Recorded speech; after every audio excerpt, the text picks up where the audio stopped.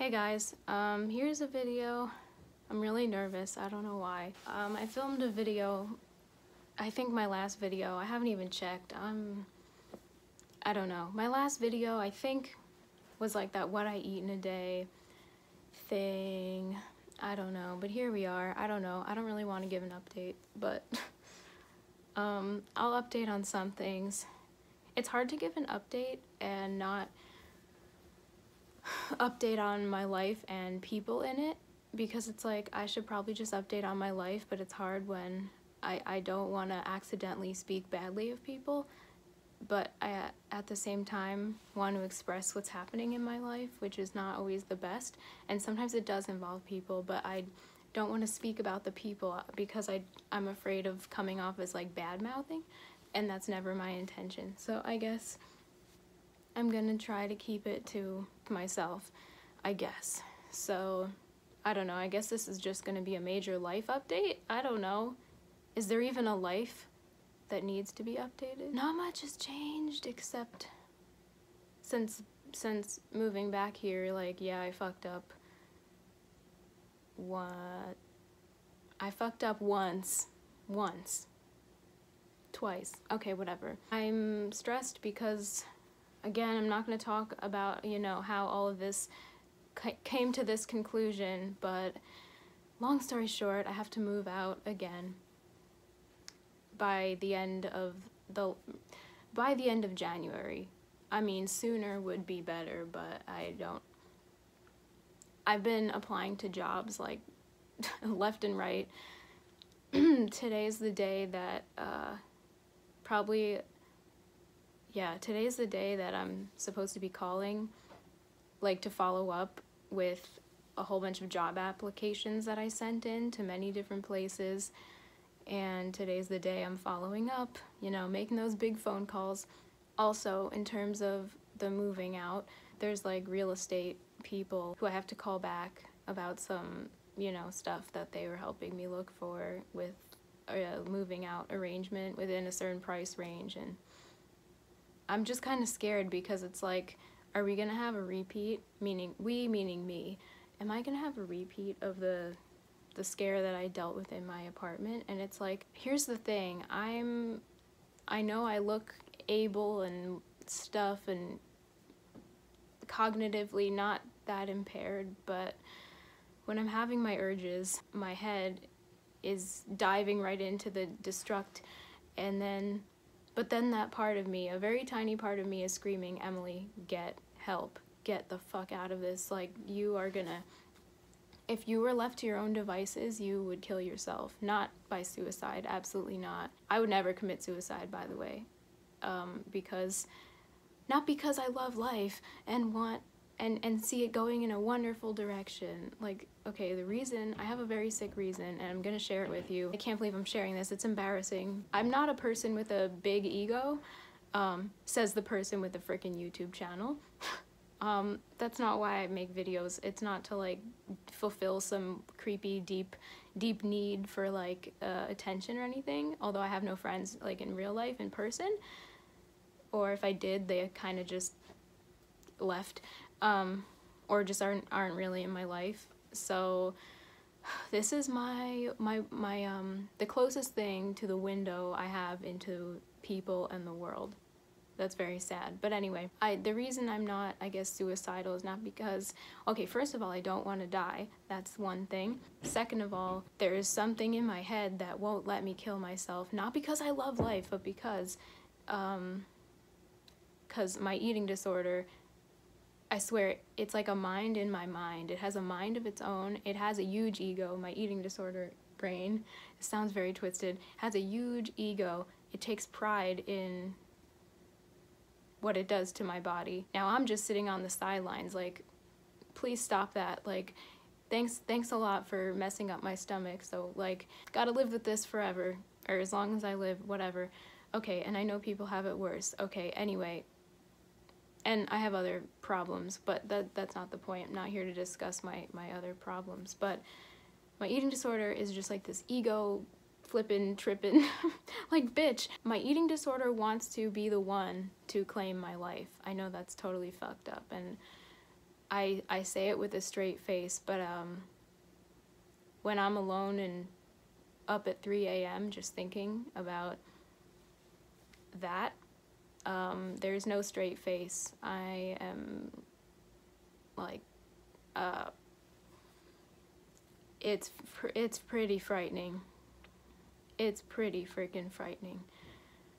And it's so lonely. And I just, man, it's so scary. And okay, I guess here's the other thing, is like, I don't want to die because I know what life could be, but I'm not sure if that's possible with the life that I've lived and the life that I have and the life that I would like to create, but I don't know how that's possible based on the resources I have or don't have, and it's overwhelming.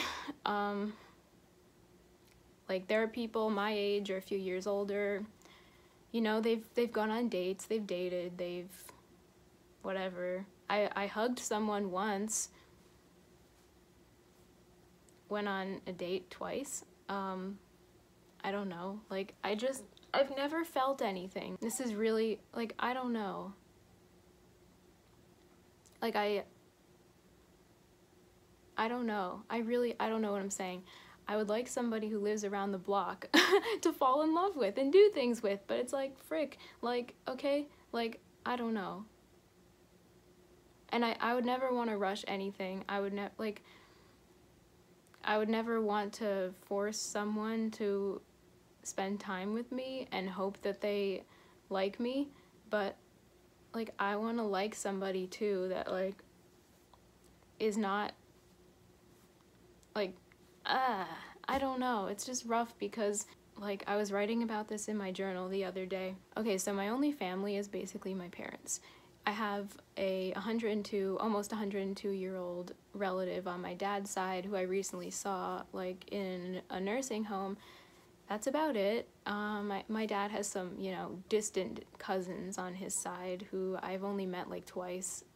It's very awkward because we're all grown and it's just like, okay, but, like, you're a stranger even if we're, like, slightly related.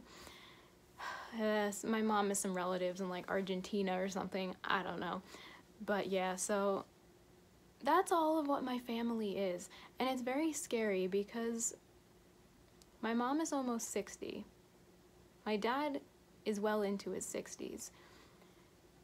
People in my family, except for my dad's aunt who's, like, almost 102, people in my family don't live a long time. My dad's dad, I think, died when he was, like, 67. My dad is 63. That is fucking terrifying. My mom's dad also died, I think, in his, like, late 60s. I think my dad's mom died in her early 70s, and I think my grandma is still alive on my mom's side, but again, she cut us off for some reason, and I never grew up with cousins. Sorry, now my face is going cold because I feel so dead inside because I see these families of people and I want that so badly, but I'll never know that. Sorry, I don't want to cry, but, like, I can't. Okay, one of my triggers, I feel stupid that it's even a trigger, but I can't believe I'm crying. One of my triggers is seeing people with big families because I'll never know that. And I don't want, like, a huge family where it's like, I don't want that, but, like, I just want something. Like, I've never even held a freaking baby because the only baby in my family that, like, was a baby when I was 5 was, like, my mom's brother's children, and then he cut us off when I was 5 because he stole money from my grandpa at his funeral, the weekend of his funeral, and then he cut us all off because he's crazy. I never got to know my cousins, and now they're all, like, grown up, a little younger than me, and it's like, I'll never know them. And I'm friends with one of them on Facebook, but I'm like, you're a stranger. Like, where was that when I was growing up? was anything. I'm just, and it's like I have no way to process this because it's like, it's too late. It wasn't there when I needed it. It's just too late. And my parents are getting older and their health isn't perfect and they could take care of themselves better. And who am I to say, take care of yourselves better when I'm perfectly content to just binge and purge my life away? And it's like, I don't know. I'm like shaking. This is so embarrassing. But, and my tears are barely coming out because it's just like stuck. I don't know. It's almost like binging and purging is a replacement, or was a replacement for all of this, because when I start thinking about it, it just makes me want to do it, because I think it's like I'm passively trying to die so that I can avoid being alone.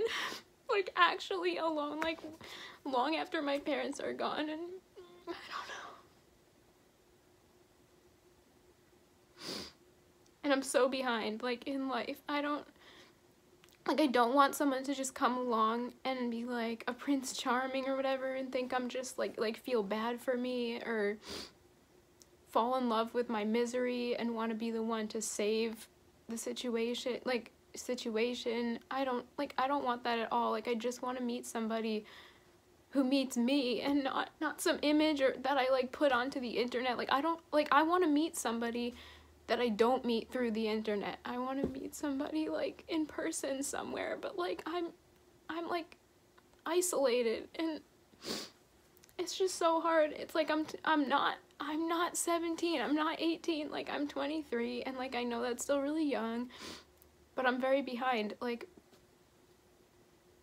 I try to just picture things like that would happen at the very beginning of, like, I don't know, like dating someone, and where there's a good connection, and I'm like, I don't think I could even get past just like honestly and realistically, like I couldn't even cuddle. Like I can't eat, there would be like I would have to sit on the other the opposite end of the couch. Like, that is how uncomfortable I am with myself. And I'm like terrified that if I ever did meet somebody and then like it was actually a thing, they wouldn't just be, and assuming there was like a living situation, they would not just be living with me, they'd be living with my eating disorder too, and I can't ever put someone through that. And like I would do anything to hide it, but like why?